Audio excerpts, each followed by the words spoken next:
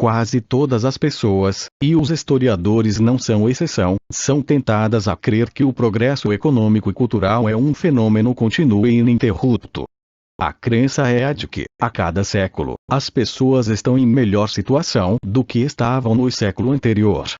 Essa confortável presunção teve de ser abandonada bem precocemente quando, após o colapso do Império Romano, iniciou-se a Idade das Trevas. Sempre se afirmava que, após o renascimento do século XI, o progresso na Europa Ocidental havia sido bastante linear e continuou desde aquele ponto até os dias atuais. Entretanto, foram necessários os heróicos esforços, empreendidos ao longo de várias décadas, de historiadores econômicos como os professores Armando Sapori e Roberto Sabatino Lopes para finalmente convencer os historiadores de que houve um grave declínio secular na maior parte da Europa Ocidental no período que vai desde aproximadamente 1300 até meados do século XV. Um período que pode ser chamado de Baixa Idade Média ou a Era Inicial do Renascimento. Esse declínio secular, incorretamente intitulado como uma mera depressão, permeou quase toda a Europa Ocidental, com a exceção de algumas poucas cidades-estados italianas. O declínio econômico foi marcado por uma severa queda na população.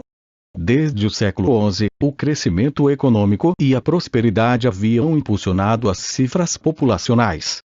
A população total da Europa Ocidental, estimada em 24 milhões no ano 1000 d.C., havia saltado para 54 milhões já no ano 1340. No entanto, em pouco mais de um século, de 1340 a 1450, a população europeia ocidental foi reduzida de 54 milhões para 37 milhões, uma queda de 31% em apenas um século. A batalha para se estabelecer como verdadeira ocorrência do grande declínio foi bem sucedida.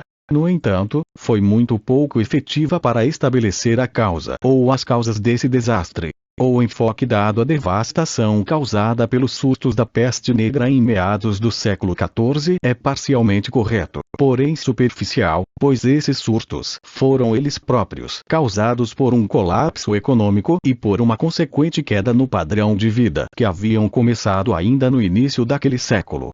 Tributações, confiscos e destruição da Igreja. As causas de tudo. As causas da Grande Depressão da Europa Ocidental podem ser resumidas em uma rígida, simples e completa frase: a recém-imposta soberania do Estado. Durante a síntese medieval da Alta Idade Média, séculos XI, XII e XIII, havia um equilíbrio de poder entre Igreja e Estado, com a Igreja sendo ligeiramente mais poderosa. No século XIV, esse equilíbrio foi quebrado, e o conceito de Estado-nação tornou-se predominante. O poder da Igreja foi quebrado e os estados começaram a impor tributos e regulamentações, a controlar as pessoas e a provocar devastações por meio de uma guerra virtualmente contínua, que durou mais de um século, a Guerra dos 100 Anos, de 1337 a 1453. O primeiro e decisivamente mais importante passo rumo à ascensão do poder do Estado em detrimento da economia, a qual foi sendo continuamente enfraquecida, foi a destruição das feiras de champanhe. Durante a Alta Idade Média, as feiras de champanhe eram o principal centro do comércio internacional, além de ser o centro de distribuição de todo o comércio local e regional.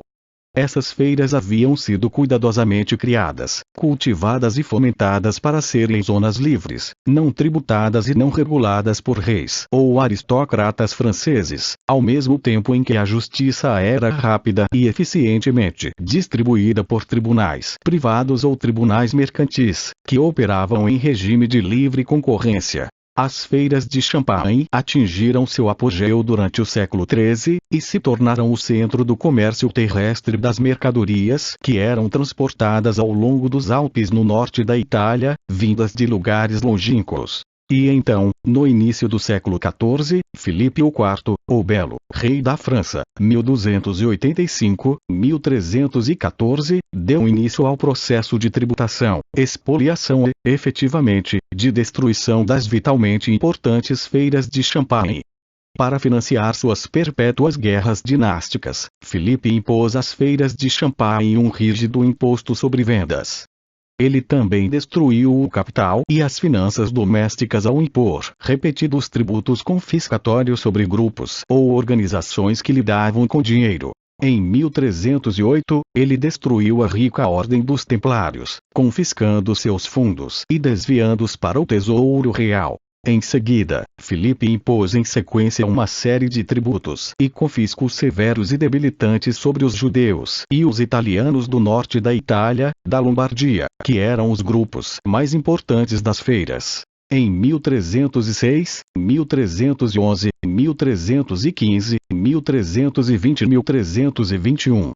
Ademais, em guerra com os flamengos, belgas da região de Flandres, Filipe aboliu o tradicional e antigo costume de todos os mercadores serem bem-vindos às feiras, decretando a exclusão dos flamengos. O resultado dessas medidas foi um rápido e permanente declínio das feiras de Champagne e da tradicional rota do comércio ao longo dos Alpes.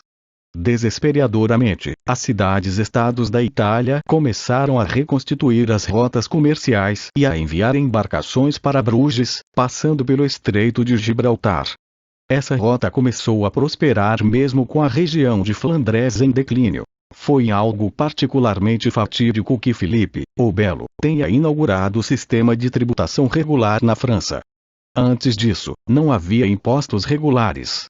Na era medieval, embora o rei supostamente fosse o todo-poderoso dentro de sua esfera de domínio, essa esfera era restringida pela santidade da propriedade privada.